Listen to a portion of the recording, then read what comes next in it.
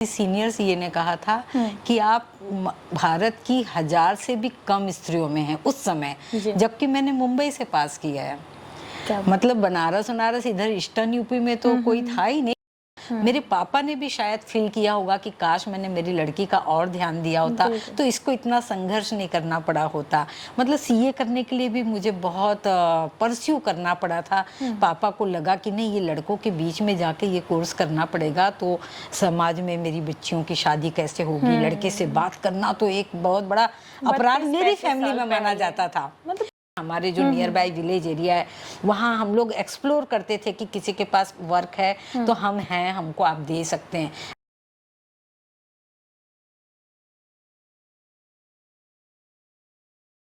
नमस्कार, द गहनी में आपका बहुत बहुत स्वागत है। आज हमारे साथ हैं बनारस की पहली ladies practitioner CA Jamuna Shukla ji. आज हम इनसे खास बातचीत करेंगे। नमस्ते मैम। नमस्ते शिल्पी जी। 90 के दशक में भारत की साक्षरता दर कम थी। उस समय में सीए बनने का विचार कैसे आया आपके मन में? शिल्पी जी, बिल्कुल ये वैलिड क्वेश्चन है। आप साक्षरता की बात कर रही हैं। महिला साक्षरता और भी कम रहा होगा अगर हम उसके, अभी तो डेटा नहीं है मेरे पास, पर मुझे याद है कि जब मैं सीए करके निकली थी तो हमारे किसी सीनियर सीए ने कहा था कि आप भारत की 1000 से भी कम स्त्रियों में हैं उस समय, जबकि मैंने मुंबई से पास किया है। मतलब बनारस इधर ईस्टर्न यूपी में तो कोई था ही नहीं। वेस्टर्न यूपी में ऑफ कोर्स बहुत मुझे अच्छा लगता है कि थोड़ा सा रियली शिक्षा को लेके जागृति थी, महिलाओं की शिक्षा को लेके थी। लेकिन मैं चूंकि ईस्टर्न यूपी बिलोंग करती हूँ, वहाँ पे एटलीस्ट सीए डॉक्टर्स थी बहुत, और भी प्रोफेशन में रही हैं, प्रोफेसर्स रही हैं, पर सीए में कोई जल्दी नहीं आना चाहता था। और बीइंग सीए तो वो जो आपने साक्षरता वाली बात कही तो वो बहुत ही कम था। तो वो उसको साक्षरता से अगर जोड़ूं तो बिल्कुल पढ़ाई लिखाई का खास महिलाओं के लिए हमेशा चैलेंजिंग था। लड़कियों को इग्नोर किया जाता था। लड़का है, फैमिली में पैदा हो गया है तो उसको ज़्यादा पढ़ाना है, उसको अच्छे स्कूल में डालना है, उसकी एजुकेशन, क्योंकि वो earning bread and butter family को संभालने वाला होगा। ये विचारधारा की वजह से पहले लड़कियों की पढ़ाई पे कोई जोर नहीं दिया जाता था। आमतया मैं पूरे फैमिलीज हर किसी की बात नहीं कर रही हूँ, 90% मैं कह सकती हूँ यही धारणा लोगों की रहती थी। लेकिन धीरे धीरे धीरे लड़कियों ने खुद को साबित किया। जैसे मैं अपना ही केस ले लूँ, मेरे भाई को पापा ने कॉन्वेंट स्कूल में डाला, सब डाला, और मैं गवर्नमेंट, जो आप देखते हैं ना, गवर्नमेंट स्कूल में मुझे डाला गया था। क्या बात। तो ऐसा नहीं है, मैं आई लव माय पेरेंट्स, जो भी उनके भाई उनकी वो समाज थी, वो सोच थी, वो उस समाज से आए थे।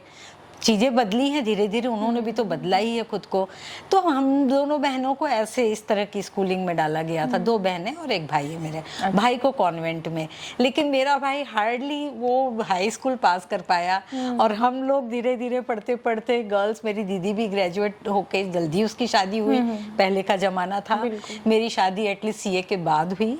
तो आप देख सकती हैं कि इग्नोर्ड होते हुए लड़कियों में वो क्षमता है कि उन्होंने धीरे धीरे, मैं अपनी ही बात नहीं कर रही हूँ, पूरे समाज में धीरे धीरे लोगों को लगा कि अरे ये क्या। मेरे पापा ने भी शायद फील किया होगा कि काश मैंने मेरी लड़की का और ध्यान दिया होता तो इसको इतना संघर्ष नहीं करना पड़ा होता।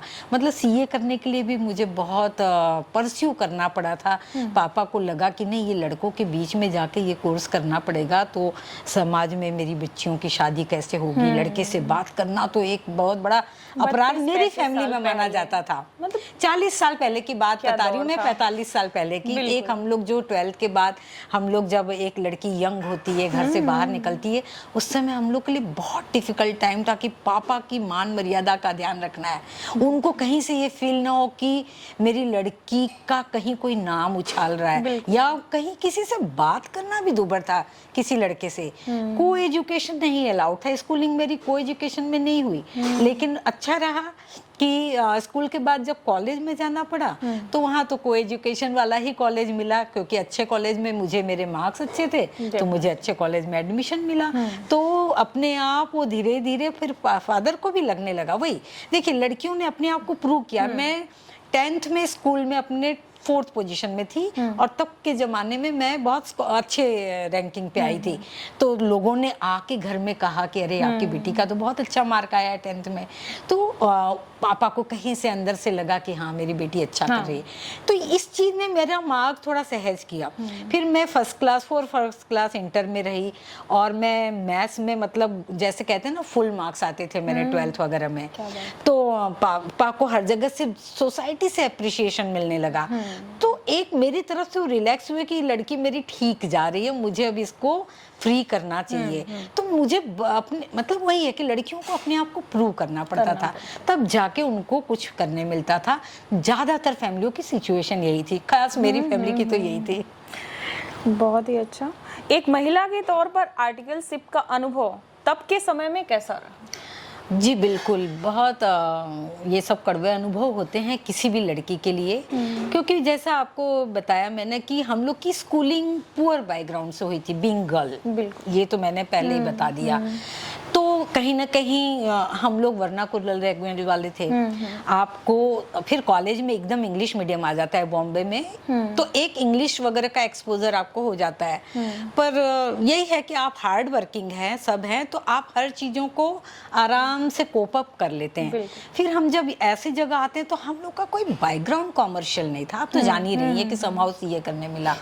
तो कॉमर्शियल बैकग्राउंड ना होने से ऑफिस में भी मुझे बहुत दिक्कत होती थी, बहुत डांट खानी पड़ती थी। मुझे चीजें समझ नहीं आती थी, देख के लगता था अरे ये चालान क्या चीज होती है, अरे ये रिटर्न क्या चीज होता है। पहले गूगल तो था नहीं कि हम स्टडी करके जाएं। बस एकदम अचानक सीए में जाना हुआ और ऑफिस में भी ये चीज लोग भाप लेते कि वहाँ अच्छे पहले सीए में आना यानी बहुत एलिट क्लास के लोग आते थे। आज तो हम इतने बच्चों को, मैं भी सीए हूँ तो मैं सीए अवेयरनेस का प्रोग्राम सीए इंस्टीट्यूट की तरफ से इतना करती हूँ। मैं कॉमर्स कॉलेज में जाके करती हूँ। कॉमर्स बच्चे जो 12th के वहाँ जाके हम अवेयरनेस प्रोग्राम करते हैं कि आप सीए में आइए, CA is such a wonderful course. ये बहुत ही बढ़िया एक कोर्स है। इसके बहुत सारे एडवांटेज है, वो तो हम कभी बाद में आपसे बता देंगे, आप करिएगा।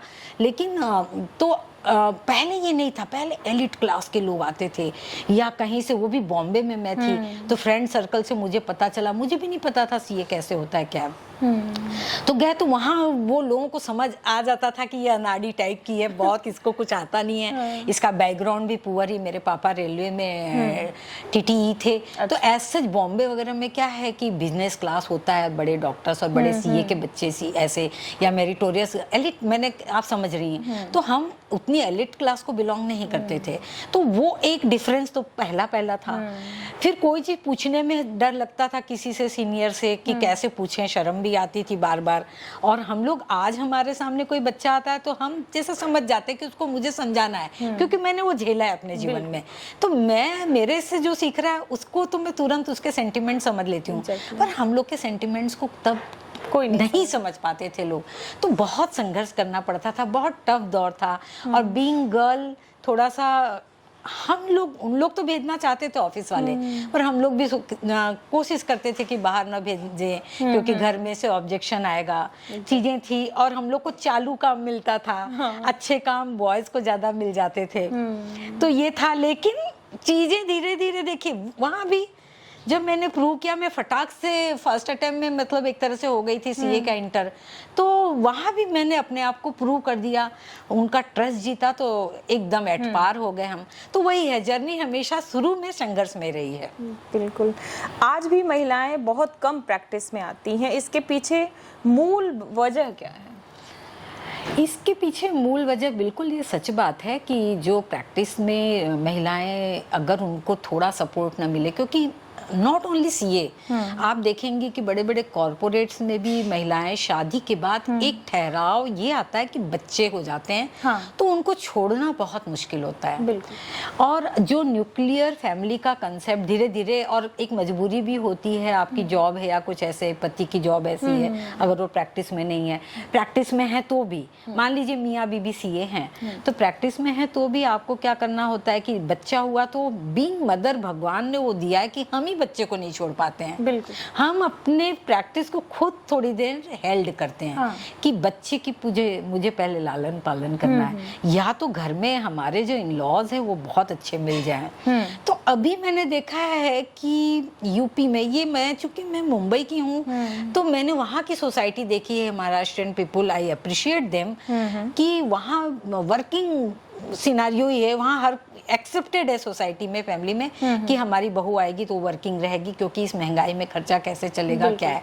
तो वहाँ बहुत फुल सपोर्ट है दादा दादी का या नाना नानी, वो फुल्ली खड़े रहते हैं कि नहीं तुम वर्क करो, हम तुम्हारे बच्चे को देखेंगे।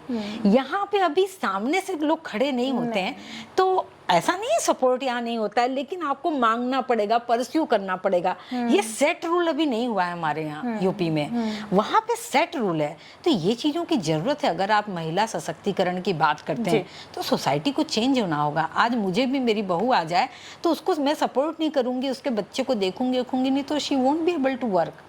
तो ये चीज़ें अभी एब्सेंट, इसकी एब्सेंसी की वजह से महिलाओं को बस यही एक दिक्कत आती है। अदरवाइज फिर वो रिज्यूम करती है तो वो जो 5-6 साल का बैकलॉग होता है ना, वो जिंदगी भर का बैकलॉग हो जाता है। एटलीस्ट उसको रिकवर करने में इनको 5-6 साल अगला लग जाता है।